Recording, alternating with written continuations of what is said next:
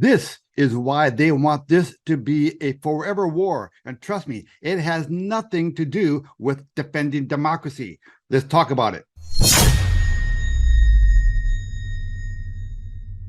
Okay, so let's talk about what this war between Ukraine and Russia is really about. And by the way, it's not a war between Ukraine and Russia. It's a war between America/NATO and Russia. Don't believe this messaging from the powers to be that this war is for noble purposes, that is to defend democracies and to defend the borders of a cute little European innocent country in Eastern Europe. This is a war about money.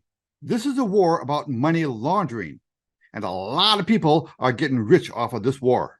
More than 250 defense industry companies from over 30 countries have descended on Ukraine in order to build, weapons producing factories in Ukraine. Because it'd be a lot more convenient to just produce all those munitions there instead of having to ship it. So large American defense companies like Raytheon and Grumman have made an awful lot of money on this war. I mean, massive amounts of money. And who is paying for these massive military contracts with these corporations? We are, the American people. Not just the American people, but the Australian people, every European country, everybody who's piling ungodly amounts of money into Ukraine to support their cause have been paying the bill for all of these contracts. So a lot of defense industry executives are making an awful lot of money. This is a wealth transfer event from the American people, the American taxpayer, to defense contractors, most of them large US-based defense contractors. Plus, you have all sorts of consultants and lobbyists related to the defense industry making an awful lot of money off of this war. There are a lot of new houses going up in the most expensive areas in the suburbs around Washington, D.C., paid for by essentially the U.S. taxpayer. And let's not forget all of those enterprising oligarchs who are also siphoning off a lot of money. I promise you they are, because there is no audit being done on how this money being sent to Ukraine is being spent. And Ukraine is noted for being the most corrupt country in Europe, perhaps even the world. And other people making money on this war are the big financiers, your BlackRocks, your JP Morgans, your Goldman Sachs, even the IMF.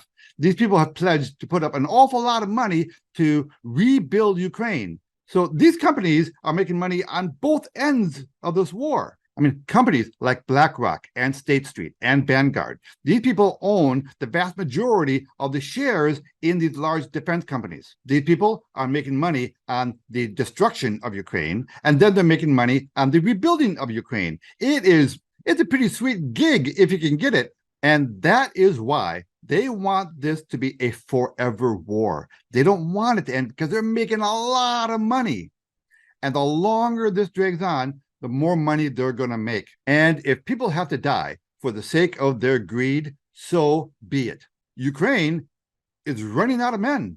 So what are they doing now? They're starting to recruit the women. Я просто жінка. Грішна і свята, слабка і сильна, сіра і яскрава. Я просто жінка.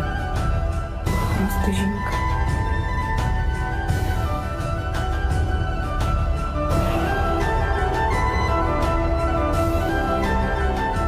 But if you're a young military-aged man without wealthy parents, chances are you are either already on the front lines or you will be sent there at some point. You will be sent to the meat grinder. But the men are not allowed to leave the country. Now, the women, they can still leave. But Ukraine is making a big push to recruit the women because they need them. They need bodies. And don't believe that Zelensky really wants this war to end, that he actually wants victory. He's making an awful lot of money on this war too, I promise you. Not to mention all the power he gets to have. He is, in effect, at the moment, a dictator. He has banned elections. He has banned opposition parties. He comes down hard on anybody who criticizes him. He is not that much better than Putin. Listen, a peace treaty was on the table more than a year ago. But America, using Boris Johnson as kind of a conduit, put a kibosh on that. This war could have been over a year ago, but the moneyed interest would not have it. So one of the reasons why I wanted to talk about this topic is they're running out of soldiers in Ukraine, right? They're resorting now to recruiting women. Well, what happens when they're gone? There's a very good chance that these moneyed interests are going to put pressure on the US government and NATO to send our own young men into battle. So that's what this could lead to. We could have our military men and women being sent into harm's way for the sake of the greed of these moneyed interests. And I really hope that if it gets to that point, that the American public rises up and says, no, you draw the line. And I want you to think about this. Every time we send Ukraine another $5 billion, $20 billion, $100 billion, that money is going to corrupt, nefarious people in and around Ukraine and the pockets of our defense contractors and financial institutions. Oh, and another interesting point for you to keep in mind is one of those moneyed interests that promised an ungodly amount of money for Ukraine for rebuilding purposes was the IMF. Well, guess who is a primary stakeholder in the IMF? Yes, the United States of America. So America, via the IMF, stands to make a lot of money off of rebuilding that country as well. Not that you will see any of it. Don't expect a check from the government. Okay, so food for thought. That's a nice little fun talking point at Thanksgiving dinner coming up here. So in the comment section below, let me know what you think about what I just said. Am I way off base? Am I just a conspiracy theorist? Do you think that this war is really about democracy and freedom and defending borders? Ed Anderson, live from Minnesota, signing out. Copy that.